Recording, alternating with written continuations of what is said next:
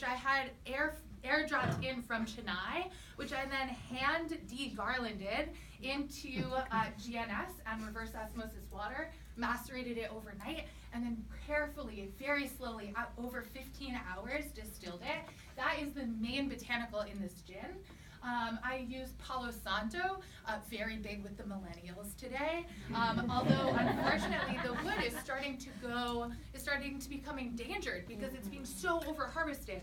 So I found someone who harvests deadfall and then has replanted 3,000 acres of Palo Santo trees. So it's called Holywood, and it's used in rituals in Peru and Ecuador to stimulate inspiration, ward off negative thoughts.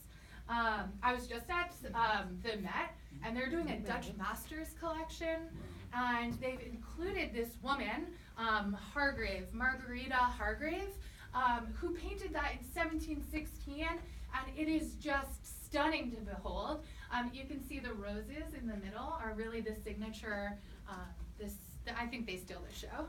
And so there's a heavy dose of rose in there. Obviously, roses have been used to signify passion. Essential ingredient for every creative. I also have white sage to cleanse you of any anxieties or bad spirits that may be haunting you from projects past. I have lemongrass in there, which really lifts the spirits, and those are early writings that were done on palm leaves, and then lemongrass was actually used to seal it and preserve them, which is incredible.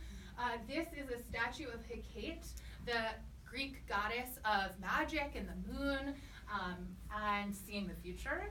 And she is carved out of juniper wood.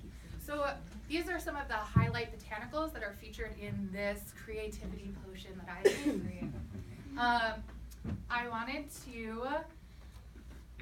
Generally I take a pretty heavy hand in the design of these packages, but obviously since I was working with you, I let trust go over, and I'm so delighted with how it came out in these boxes, which I think most of you will be discovering shortly.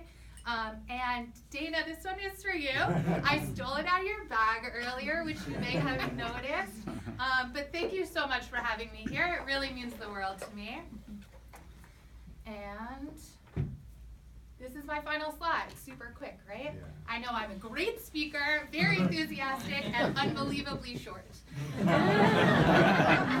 So when you come into my sort of apothecary, which is what I call it, the TTB won't let me call it that, but I call it that, you would be overwhelmed by just rows and rows and rows of these beautiful single botanical distillates that I've made alongside Dean, our other distiller.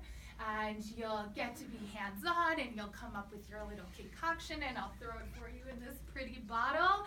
So I look forward to seeing you all there soon.